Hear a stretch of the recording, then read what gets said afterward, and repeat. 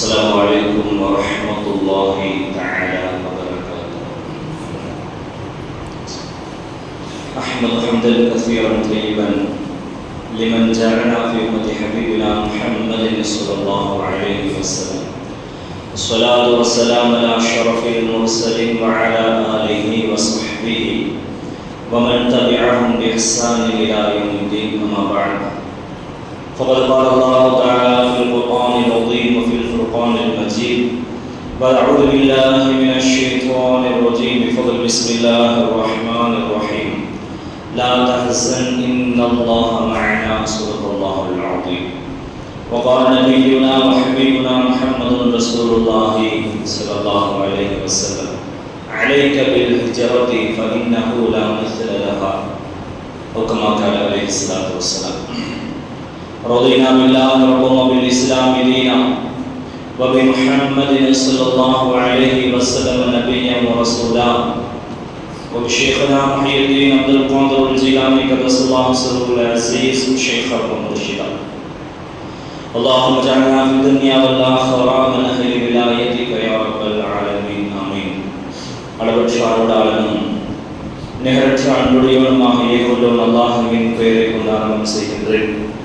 அவனுடைய ஸலாத்தும் ஸலாமும் நமது உயிருக்கும் மேலான எம்பெருமானார் முஹம்மது ரசூலுல்லாஹி ஸல்லல்லாஹு அலைஹி வஸல்லம் அன்னவர்கள் மீதும், அன்னவர்களை அப்படியே பின்பற்றி வாழ்ந்த உத்தம சத்திய சஹாபாக்கள், தாபிஈன்கள், தபஅ தாபிஈன்கள், நாதாக்கள், ஷுஹதாக்கள், ஃபுகஹாக்கள், வலிமார்கள், முஸன்னிஃபீன்கள், முஹத்திஸீன்கள், முஃபஸ்ஸிரீன்கள், முஅல்லிஃபீன்கள், குறிப்பாக இந்த சபையில் ஒன்று கூடிய நாம் பெற்றோர்கள், மனைவி மக்கள், வாரிசுகள், மஹல்லாவாசிகள், உலக முஃமினீன்கள் அத்தனை அவர்களின் மீதும் விரைவழின் வற்றாத கருணை மழை என்றென்றும் குன்றாமல் குறையாமல் நின்றளவட்டுமாக. ஆமீன்.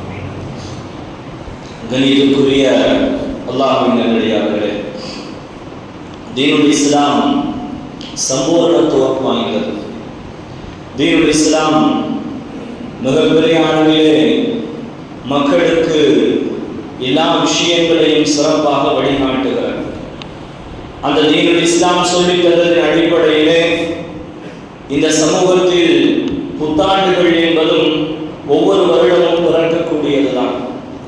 சாதாரணமாக நாம் அறிந்த கிபி என்ற கணக்கும் சில நேரங்களில் கிமு என்ற கணக்குகளை எல்லாம் துல்லியமாக தெரிந்து வைத்திருக்கிற நாம் இஸ்லாமிய புத்தாண்டின் வருடங்களை கல்யாண விசேஷங்கள் முடிவு செய்யப்படும் பொழுது மட்டுமே தேடும் ஒரு சமூகமாக மாறிக்கொண்டு வருகிறோம் அல்ல, மாறிவிட்டோம் என்று பதிவு செய்ய வருகிறேன். அல்லாஹ் பாதுகாப்பார். தீனுல் இஸ்லாம் ஹிஜ்ரத்தின் ஒரு மிகப்பெரிய தியாகத்திற்கு பின்னால் அல்லாஹ் ஹிஜ்ரி புத்தாண்டு என்ற ஒன்றை சஹாபாக்களின் வாயிலாக இந்த சமூகத்தில் ஏற்படுத்தியதுதான் புத்தாண்டு என்று நாம் சொல்லிக் கொண்டிருக்கிறோம். இன்னும் பிற சமயத்தவர்களின் புத்தாண்டுகளை மிகப்பெரிய அளவில் அவர்கள் கொண்டாடுவதை விட கொஞ்சம் கூடுதலாக கவனம் செலுத்தி இரவில் விழித்து நாம் இனிப்புகளை பகிர்ந்து பட்டாசுகளை வெடித்து கேக்கை வெட்டி நஸ்ரானிகளின் செயல்பாடுகளை சிறப்பாக அவர்களை விட செய்து கொண்டிருக்கக்கூடிய சமூகம் ஹிஜ்ரியை பற்றி, அவர்களின் வாழ்விலே ஹிஜ்ரத்தை பற்றி அவர்களிடத்திலே நாம் கேட்டால் மிகப்பெரிய அளவில் கைசேதம். ஹிஜ்ரத் என்றால் என்னவென்றே தெரியாமல் இருக்கிறார்கள். அல்லாஹ் பாதுகாப்பானாக. நபி ஸல்லல்லாஹு அலைஹி வஸல்லம் அவர்கள் புனிதமான மக்கத்துல் முக்கர்ரமாவிலிருந்து நாட்டை துறந்து எல்லாம் இழந்து அல்லாஹ்வை மட்டும் நாடியவர்கள் பயணம் செய்த அந்த பயணத்தை, மதீனாவை நோக்கிய பயணத்தை மார்க்கம் ஹிஜ்ரத் என்று நமக்கு சொல்கிறார். ஹிஜ்ரத் என்ன அர்த்தம்? வெறுக்கிறது, துறக்கிறது அர்த்தம். அவ்வளவுதான். மக்காவின் வாழ்வை அத்துணைகளையும் அவர்கள் துறந்து விட்டு மதீனாவில் நுழைந்தார்கள். அதை மார்க்கம் ஹிஜ்ரி என்று பேசுகிறார். கொஞ்சம் சிந்தியுங்களே, மார்க்கத்தில் அல்லாஹ் உயர்ந்ததாக சொன்ன நாட்களை எல்லாம் சஹாபாக்கள் ஹிஜ்ரியாக, அதாவது இஸ்லாமிய புத்தாண்டாக, வருட பிறப்பாக அவர்கள் அறிவிக்கவில்லை. முஹம்மது ரசூலுல்லாஹ் பிறந்தார்கள் ஸல்லல்லாஹு அலைஹி வஸல்லம். அது இஸ்லாமிய புத்தாண்டாக கொண்டாடப்படவில்லை. ஈது மீலாத் என்று அதை நாம் விமர்சையாக மிக சிறப்பாக முஹம்மது ரசூலுல்லாஹை நாம் கொண்டாடுகிறோம். ஆனால் தீனுல் இஸ்லாம் சஹாபாக்கள் அதை இஸ்லாத்தின் புத்தாண்டாக அறிவிக்கவில்லை. முஹம்மது ரசூலுல்லாஹி ஸல்லல்லாஹு அலைஹி வஸல்லம் அவர்கள் புனிதமான தீனை பூர்த்தியாக்கிய ஹஜ்ஜினுடைய ஹஜ்ஜத்துல் விதாயினுடைய அந்த நாளை இஸ்லாம் புத்தாண்டாக அறிவிக்கவில்லை. முஹம்மது ரசூலுல்லாஹி ஸல்லல்லாஹு அலைஹி வஸல்லம் அவர்களுக்கு அல்லாஹ் ஃபத்ஹே மக்கா என்ற வெற்றியை கொடுத்தான். இஸ்லாத்திற்கு மிகப்பெரிய திருப்பு முனையை அல்லாஹ் அங்கு ஏற்படுத்தினான்.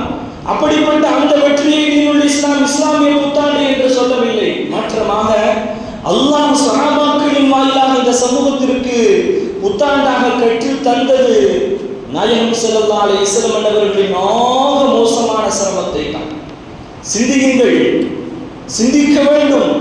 ஒரு சமூகத்தில் ஒருவர் அடக்கப்பட்டு ஒடுக்கப்பட்டு ஒரு இடத்தில் அவர்கள் நசுக்கப்படும் பொழுது கடைசியில் அவர்கள் வீறு உண்டு எழுந்தவர்கள் வெற்றி வாகை சூடுகிறார்கள் அல்லவா? அது வாழ்க்கையின் ஆக உயர்ந்த நேரம் என்பதை ஹிஜ்ரத் நமக்கு கற்றுத் தருகிறது. நாமெல்லாம் இந்தியாவில் ஒரு கஷ்டமான சூழல் என்று பயந்து அழுது புலம்பி துஆ செய்து நிறைய திக்ர்களை எல்லாம் ஓத ஆரம்பித்தோம்.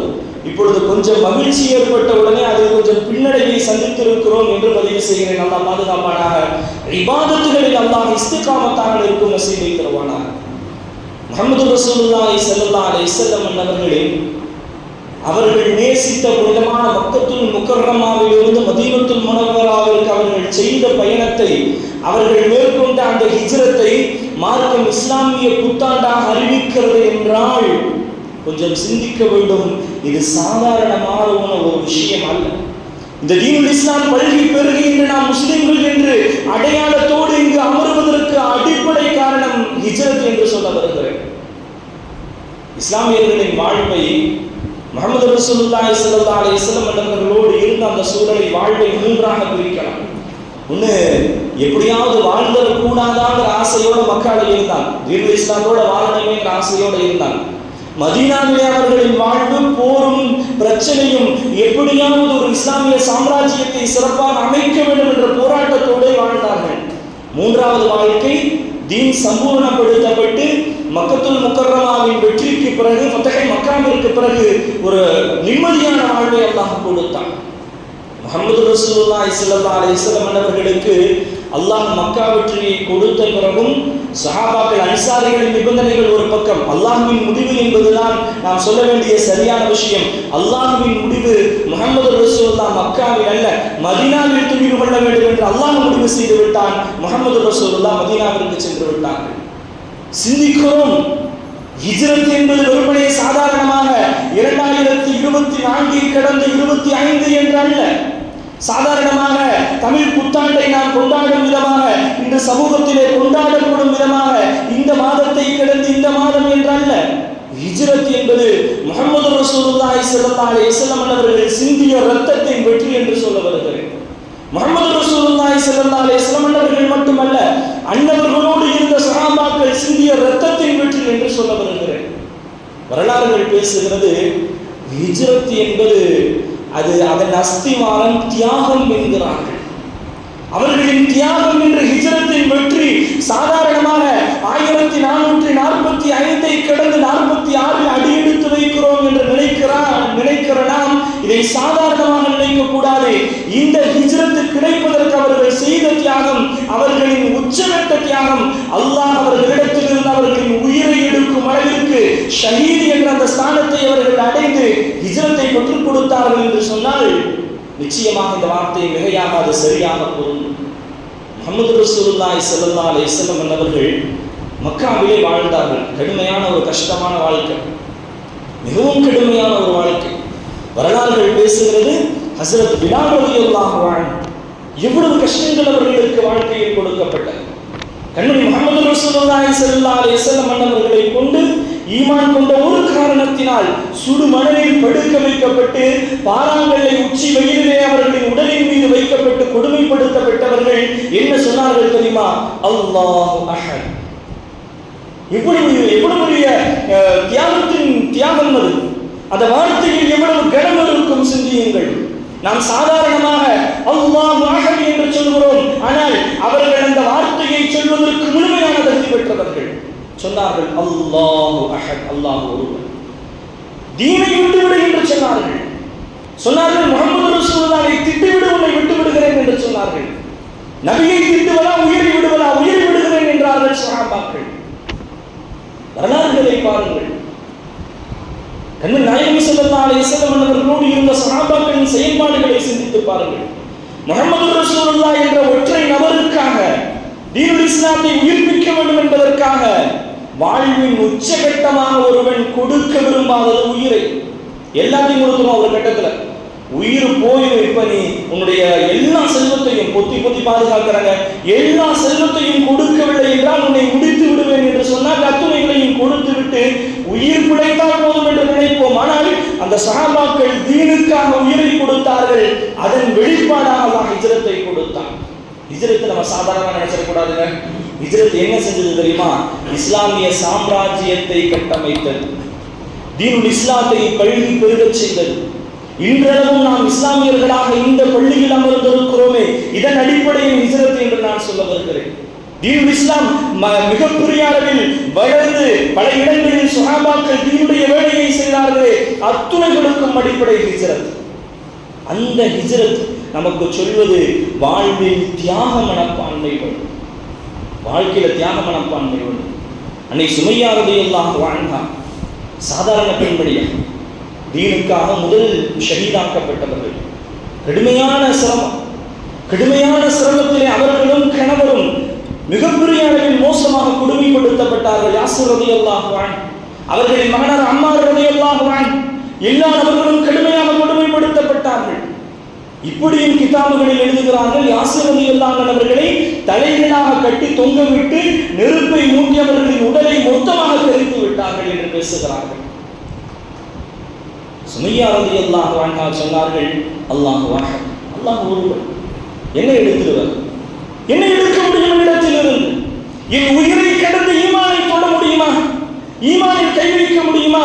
என் ஈமான் யாருக்கானது தெரியுமா? என்னை படைத்த ரப்புல் ஆலமீனுக்கானது. என் ஈமானை என்னை நீ சுக்குநூறாக சிதைத்தாலும் கிடைக்காது என்ற வார்த்தையை சொல்லாமல் சொல்லி காட்டியவர்கள் அன்னை சுமையா ரலியல்லாஹு அன்ஹா. அல்லாஹ் அவர்களை போன்ற சிறப்பான வாழ்வை வாழ நசீபை தருவானார். சுமையா ரலியல்லாஹு அன்ஹா ஒரு கட்டத்தில் அவர்களின் ஈமானின் அந்த ஈமானிய வெறி என்று சொல்லலாம், அந்த அல்லாஹ்வின் மீது கொண்ட அந்த பற்றுதல், முஹம்மது ரசூலுல்லாஹ் என்ற ஒற்றை நபருக்கான அவர்கள் மீதான நேசம், பாசம் அவர்களை எதையும் சாதிக்க வைத்தது. சுமையா ரலியல்லாஹு அன்ஹா அவர்களை கொடுமைப்படுத்த நினைத்த எதிரிகள் அவர்களை எப்படியும் கொள்ளலாம், ஆனால் இப்படி கொன்றோம் என்று பேசப்படுவதற்காக அவர்களின் வெட்க உறுப்பிலே ஈட்டியை வைத்து குத்தி கொலை செய்தார்கள். அல்லாஹ் பாதுகாப்பார். மோசமாக அவர்கள் கொல்லப்பட்டார்கள்.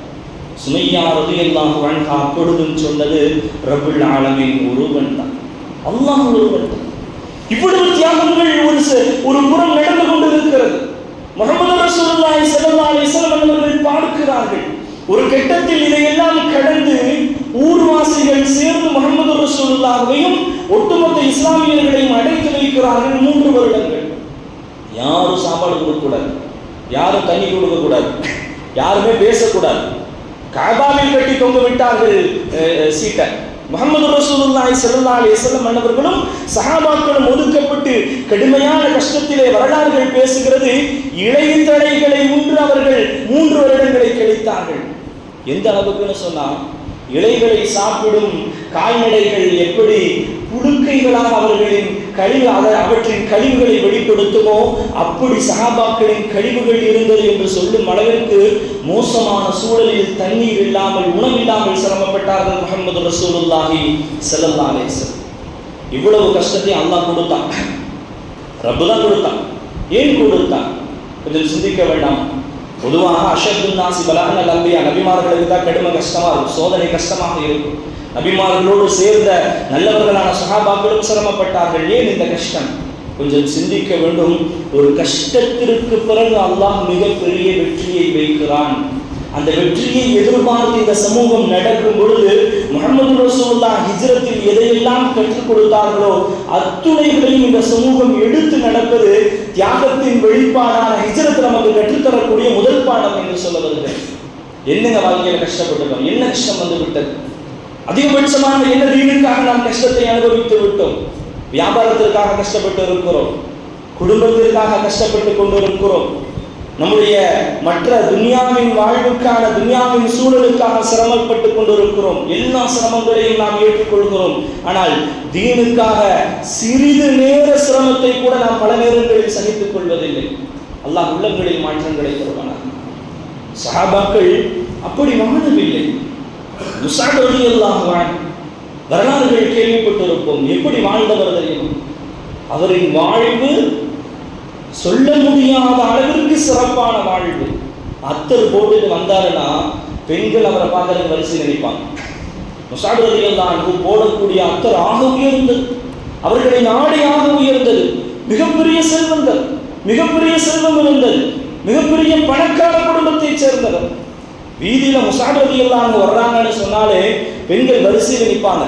அவரு வந்தாருன்னா அவரை பார்க்கலாமே, அவர் மீது இருக்கும் அந்த சுகந்தம், அவர் மீது உண்டான அந்த நறுமணத்தை நுகர்வதற்காக பெண்கள் காத்து கிடப்பார்கள். இன்னைக்கெல்லாம் விளம்பரத்துல போட்டு காட்டுவாங்க, அல்லாஹ் பாதுகாப்பானாங்க.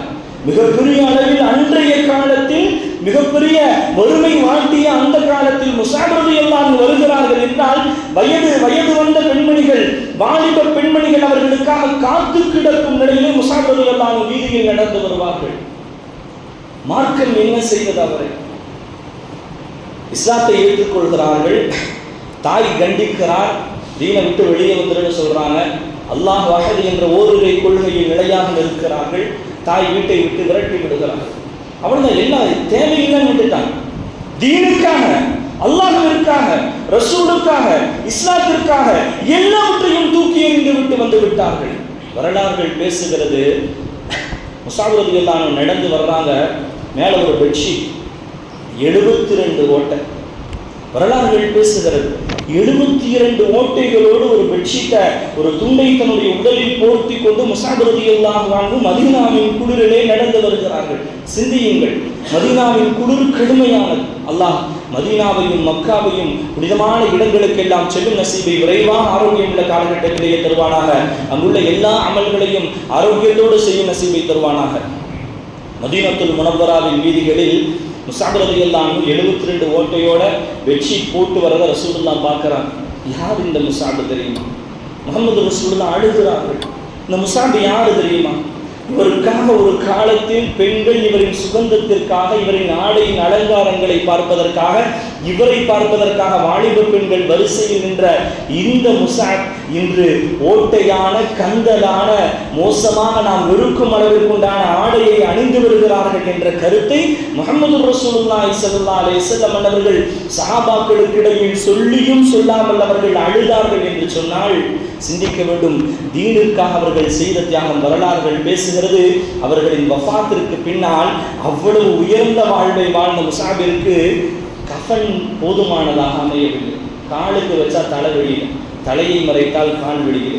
முஹம்மது ரசூலுல்லாஹ் சொன்னார்கள், தலையை மறைத்து விடுங்கள், காலை செடி தலை இலைகளை கொண்டு மறைத்து விடலாம் என்று முஹம்மது ரசூலுல்லாஹி ஸல்லல்லாஹு அலைஹி வஸல்லம் அவர்கள் சொன்னார்கள். ஆனால் இந்த தியாகத்தின் வெளிப்பாடாக அல்லாஹ் கொடுத்ததுதான் ஹிஜ்ரத்.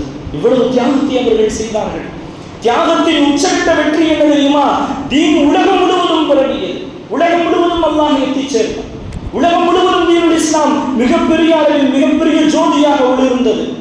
அல்லாஹ் அந்த வெற்றியை கொடுப்பதற்கான அடிப்படை அவர்களின் தியாகம், தியாகத்தின் வெளிப்பாடு ஹிஜ்ரத்.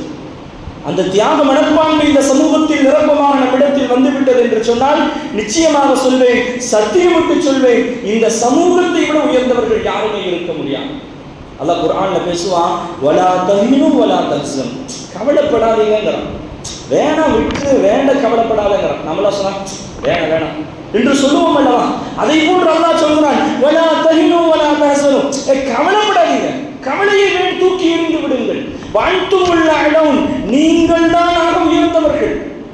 யார்? ரப்புல் ஆலமீன் சொல்கிறார், வஅன்துமுல் அலௌன், நீங்கள் தான் உயர்ந்தவர்கள். ஆனால் ஒரு நிபந்தனை என்ன தெரியுமா? இன் குன்தும் முஃமினீன், ஈமான் உங்களின் உள்ளங்களில் இருந்தால். நாவில் அல்ல, உள்ளத்தில் இருக்கணும். ஈமான் எங்க இருக்கணும்? உள்ளத்தில் இருக்க வேண்டும். வார்த்தையின் வலிமைகள் நாவில் இருக்கலாம், ஆனால் நாவின் வலிமை அல்லாஹ்விடத்தில் வெற்றி பெறாது. உள்ளத்தின் வலிமை, ஈமானின் வலிமை, அல்லாஹ் உள்ளத்தில் இருக்கிறான் என்றால் அல்லாஹ்வின் அர்ஷாக உள்ளம் மாற்றப்படுகிறது என்று சொன்னால் நிச்சயமாக சத்தியமிட்டு சொல்வேன், அவர்கள் வஅன்துமுல் அலௌன், அல்லாஹ் சொன்ன நீங்கள் உயர்ந்தவர்கள் என்ற பட்டியலில் சேர்ந்து விடுவார்கள். இத முஹம்மது ரசூலுல்லாஹ் எங்க சொல்றாங்க? ஹிஜ்ரத்தில் சொல்லி காட்டுகிறார். அபூபக்கர் நாயகம் முஹம்மது ரசூலுல்லாஹ் இருவர்களும் சௌர் குகையில் ஒளிஞ்சிருக்கிறாங்க. சௌருங்களா ஹிராங்களா? சௌர் குகையில் ஒளிஞ்சிருக்கிறாங்க. அல்லாஹ் மார்க்கத்தில் புரிதலை நிரப்பமாக தருவானா. ஹிராங்கத்து ரசூலுல்லாஹி ஸல்லல்லாஹு அலைஹி வஸல்லம் நுபுவத்திற்கு முன்னால் அவர்கள் தவம் இருந்த இடம் என்று மார்க்கம் பேசுகிறது. சௌரிலே முஹம்மது ரசூலுல்லாஹும் அபூபக்கர் நாயகமும் ஒளிந்திருக்கிறார்கள். குனிஞ்சு பார்த்தா தெரிஞ்சிருவாங்க. அவ்வளவுதான். அல்லாஹ் காணும் வசதியை தருவானாக. குனிந்து பார்த்தால் முஹம்மது ரசூலுல்லாஹும் அபூபக்கர் நாயகமும் தெரிந்து விடுவார்கள். அல்லாஹ் பாதுகாக்கிறான். எதை கொண்டு? சிலந்தி வலதையை கொண்டு பாதுகாக்கிறான். ஊதனா பறந்துரும். அப்படித்தானே நாம் வரலாறுகளை பாட்டுகளாக கேட்டிருக்கிறோம். ஊதிவிட்டால் பறந்து விடும், அவ்வளவுதான். இன்னும் பாதுகாப்பு இருக்கிறது. மார்க்கம் பேசுகிறது, முஸ்லிமாம் பேசுவார்கள். அல்லாஹ் உயர்ந்த மாளிகைகளை விட, ரெட்டிப்பாக்கப்பட்ட உருக்கு சட்டையை விட அல்லாஹ் உயர்ந்த பாதுகாப்பாக அதை மாற்றிவிட்டான். அல்லாஹ் பாதுகாத்தான். அபூபக்கர் நாயகம் சொன்னாங்க, குனிஞ்சு பார்த்தா தெரிஞ்சிருவோமே, அவ்வளவுதான் நெருங்கிட்டாங்கிற ஒரு பதட்டம் உள்ளத்தில் ஏற்பட்டது. ரசூலுல்லாஹி ஸல்லல்லாஹு அலைஹி வஸல்லம் அவர்கள் சொன்னார்கள், லா தஹஸன் இன்னல்லாஹ மஅனா. கவலைப்படாதீங்க, கவலையே வேணாம். ஒரு கட்டத்தில் அந்த வார்த்தையின் அர்த்தம் என்ன தெரியுமா? துன்யாவில் நம்மை பார்த்து அவர்கள் நம்மை உயிரை எடுத்தாலும் என்ன கவலை? என்ன தோற்று விட்டோமா? ஆகிரத்தில் வெற்றி கிடைத்து விட்டது என்ற கருத்தை முஹம்மது ரசூலுல்லாஹ் உள்ளே ஒளித்து வைத்திருக்கிறார்கள். நாதாசன் கவலைப்படாதீங்க. ஏன் கவலை வேண்டாம்? இன்னல்லாஹ மஅனா, அல்லாஹ் நம்மோடு இருக்கிறான். அப்ப நம்ம சோதனைகள்ல ஒரு விஷயத்தை கவனிக்கணும். அல்லாஹ் நம்மோடு இருக்கிறானா என்று கவனிக்க வேண்டும். அல்லாஹ் நம்மோடு இருந்து விட்டால் சொல்வேன், சத்தியம் விட்டு சொல்வேன், உறுதியாக சொல்வேன், கவலை என்பது அவனை ஆட்கொள்ளாது என்று மார்க்கம் பேசுகிறது. அல்லாஹ் நம்மோடு இருக்க வேண்டும். முஹம்மது ரசூலுல்லாஹி ஸல்லல்லாஹு அலைஹி வஸல்லம் அந்த வார்த்தையை சொன்னது அபூபக்கர் நாயகம் ரலியல்லாஹு அன்ஹு அவர்களுக்கு ஆக உயர்ந்த ஒரு ஆஸ்வாசத்தை கொடுத்தது என்று மார்க்கம் பேசுகிறது. எந்த அளவுக்கு ஒரு ஆஸ்வாசம்! இதே வார்த்தை நமக்கு பெரிய ஆஸ்வாசத்தை இப்ப தந்திருக்கு. மக்களவையிலே மிகப்பெரிய அளவில் இதே வார்த்தையை எதிர்க்கட்சி தலைவர் உரைக்கிறார். எந்த இடத்தில்? அதற்கு முன்னால் கடைசி கூட்டத்தில் பேசப்பட்ட பொழுது இப்படி ஒரு வார்த்தை சொல்லப்பட்டது. அடுத்த வருடம் இந்த இருக்கைகளில் எதிர்க்கட்சிகள் அமராது என்று சொல்லி காட்டினார்கள். அல்லாஹ் லா தஹஸன் இன்னல்லாஹ மஅனா என்ற வார்த்தையை ஒரு காஃபிரை வைத்து எங்கு நாம் வரக்கூடாது என்று நினைத்தார்களோ அந்த இடத்தில் அல்லாஹ் சொல்லி காட்ட வைத்தான். அவன்தான் ரப்புல் ஆலமீன். வமக்கரு வமக்கரல்லாஹ் வல்லாஹு கைருல் மாக்கிரீன். நீ என்ன சூழ்ச்சி செய்வது? ரப்புல் ஆலமீன் நினைத்தால் அந்த இடத்தில் மிகப்பெரிய அளவில் அல்லாஹ்வின் பெயரை சொல்ல வைப்பான். அல்லாஹ் சொல்ல வைத்தான். சொல்லியும் காட்டினார்கள். அல்லாஹ் சில நேரங்களில் அப்படித்தான் முஹம்மது ரசூலுல்லாஹ் சொன்னார். சில நேரங்களில் ஃபாஜிர்கள், காஃபிர்கள், சில இடங்களில் காஃபிர்கள் என்றும் இமாம்கள் அதற்கான கருத்துக்களை பதிவு செய்கிறார்கள். அல்லாஹ் ஒரு பாவியை கொண்டு, காஃபிரை கொண்டு சில நேரங்களில் தீனை வலுப்படுத்துவான். எந்த இடத்தில் இந்த சமூகம் இருக்கக்கூடாது என்று விரட்டுவதற்கு அவர்கள் என்னென்ன செய்ய வேண்டுமோ அத்துணைகளையும் செய்தார்களோ. எவ்வளவு வெறுப்பு பிரச்சாரங்கள்! சில வார்த்தைகளை சொல்ல முடியாத அளவிற்கு மோசமான வார்த்தைகளை சொல்லக்கூடாத நபர்களின் நாவுகளில் இருந்து சொன்னார்கள். அல்லாஹ் அதற்கான பதிலை எப்படி சொன்னான் தெரியுமா? அல்லாஹ் அக்பர் என்று எந்த இடத்தை அவர்கள் ருசித்து கட்டினார்களோ அந்த இடத்தில் சொல்ல வைத்தது ரப்புல் ஆலமீன். அதைத்தான் இன்று உங்களுக்கு நான் நினைவுபடுத்துகிறேன். அல்லாஹ் நினைத்தால், அல்லாஹ் நாடிவிட்டால், நாம் ஈமான்தாரிகளாக இருந்தால், அல்லாஹ் குர்ஆனில் சொல்வதை போல இன் குன்தும் முஃமினீன், ஈமான் உள்ளத்தில் இருந்தால் சத்தியமாக சொல்லுவேன், என்னுடைய ரப்புல் ஆலமீன் சொன்ன வார்த்தை, இந்த சமூகத்தில் நம்மை விட உயர்ந்தவர்கள் யாரும் இருக்க முடியாது. அப்ப இந்த சமூகத்தில் உயர்ந்தவர்களாக நாம் மாற வேண்டும் என்றால் ஹிஜ்ரத் சொல்லக்கூடிய ஈமான் என்ற அந்த வலுவான ஒன்றை உள்ளத்தில் ஆழமாக நாம் பதிய வைக்க வேண்டும். எதையெல்லாம் பதிவு செய்யறோம்? யோசிங்க. எதையெல்லாம் பதிவு செய்கிறோம் உள்ளத்தில்? ஈமானை பதிவு செய்வது நமக்கு தயக்கம் அல்ல, வழி இருக்கிறது என்று வருத்தத்தோடு பதிவு செய்கிறேன். எங்கெங்க எதிரையெல்லாம் ஈமான் தேடணும்? எல்லாவற்றிலும் ஈமானை தேட வேண்டும். எல்லாவற்றிலும் அல்லாஹ்வை தேட வேண்டும். அல்லாஹ்வை தேடுவதில் ஆக உச்சகட்ட இன்பத்தை அவன் கண்டுவிட்டால் சத்தியமிட்டு சொல்ல முடியும், அவன் எப்பொழுதும் அவனை வழிநடத்த ஒரு ஆள் தேவையில்லை, அவன் சீரான வழியில் பயணித்து விடுவான். ஹிஜ்ரத் அதைத்தான் சொல்கிறது. முஹம்மது ரசூலுல்லாஹ்வும் சஹாபாக்களும் அன்றைய காலத்தில் பட்ட கஷ்டத்தின் வெற்றியாக அல்லாஹ் ஹிஜ்ரத்தை கொடுத்தான். அவர்கள் வெறுக்குதல், நாடு துறக்குதல் என்ற பெயர் ஹிஜ்ரத்திற்கு இருந்தாலும் அதற்கு பின்னால் அல்லாஹ் பெரிய வெற்றியை தந்தான். அதை உங்களுக்கு நான் மீண்டும் மீண்டும் சொல்கிறேன். தியாகத்தை நீங்கள் எந்த இடத்தில் எதற்காக செய்ய வேண்டுமோ அதை சரியாக நீங்கள் செய்துவிட்டால், அதில் அல்லாஹ்விற்காக என்ற சிந்தை உங்களிடத்தில் இருந்துவிட்டால், நிச்சயமாக சொல்லுவேன், ஃபத்ஹே மக்காவில் அல்லாஹ் கொடுத்த வெற்றி, அதே போன்று மதீனாவிலே முஹம்மது ரசூலுல்லாஹ் சென்ற பிறகு 10 வருடங்களில் அல்லாஹ் செய்த மிகப்பெரிய மாற்றங்கள் எல்லாம் இந்த சமூகத்தில் இப்பொழுதும் அல்லாஹ் இருக்கிறான், மாற்றத்தை நிரப்பமாக தருவான் என்பதில் சந்தேகம் இல்லை. ஒண்ணுமே இல்லைன்னு சொன்ன இடத்துல மிகப்பெரிய இடத்தில் அல்லாஹ் அமர செய்து விட்டான். எந்த அளவிற்கு அவர்கள் வாய் பேசினார்களோ, வாய் பேச முடியாத ஒரு இடத்தில் ஒரு நாளைக்கு முன்னாலேயே கூட்டத்தை முடித்து விட்டு ஓடும் சூழலுக்கு அல்லாஹ் தள்ளிவிட்டான். இந்த சூழல்கள் நினைக்க வேண்டுமானால் ஜெயிச்சோம் நினைக்காதீங்க, அப்படி அல்ல. அல்லாஹ் மீண்டும் சோதிக்கலாம். நாம் நிரப்பமாக சரியாக முறையாக வாழ்ந்து விட்டோம் என்று சொன்னால் வெற்றி உறுதி. அல்லாஹ் நிரப்பமாக்கி தந்தருள் புரிவானாக. முஹம்மது ரசூலுல்லாஹி ஸல்லல்லாஹு அலைஹி வஸல்லம் அவர்கள் தெளிவாக சொல்லுவார்கள், ஹிஜ்ரத்தில் நாம் எடுக்க வேண்டிய மிக முக்கியமான பாடம் தவக்குல், அல்லாஹ்வின் மீது வைக்கும் நம்பிக்கை. நான் முன்பு சொன்ன அதே சப்ஜெக்ட் ஆயிரும். அல்லாஹ்வின் மீது கொண்ட நம்பிக்கை, அல்லாஹ்வின் மீது வைக்கக்கூடிய தவக்குலை இந்த சமூகம் சரியாக வைத்து விட்டால் நிச்சயமாக சொல்வேன், அந்த சமூகம் வெற்றி பெறும். காலையில் வயிறு காலியாக புறப்படக்கூடிய பறவைக்கு அல்லாஹ் உணவளிக்கிறான். ஆனால் காலையில் நல்லா சிந்திக்கணும், காலையில வெறும் வயிற்றோட தான் பறவை பறக்கும். ஆனால் சாயந்தரம் வரும்போது வயிறு நிறைஞ்சு வந்துடும். நாம காலையில் போகும்போது சாப்பிட்டுட்டு போகிறோம், நைட்டு வரும்போது பசியோடு தான் வருவோம். தலைகீழாக இருக்கிறது. கொஞ்சம் சிந்தியுங்கள். சாதாரணமாக காலையில் போகும்போது சாப்பிடாம போயிடுமா? காலையில் ஏதாவது லேசாவது சாப்பிடுங்கன்னு சொல்லுவோம். காலையில் நாம் புறப்படுவது வயிறு நிறைய சாப்பிட்டு விட்டு, ஆனால் அது மதிய நேரமாகட்டும் மாலையாகட்டும் வரும் பொழுது வயிறு பசிக்கத்தான் செய்யும். ஆனால் பறவைகளின் செயல்பாடுகளை பாருங்கள், அதற்கு ரிசுக்குகள் எது என்று முடிவு அல்லாஹ் செய்திருப்பான், அவைகளின் கரங்களில் இல்லை.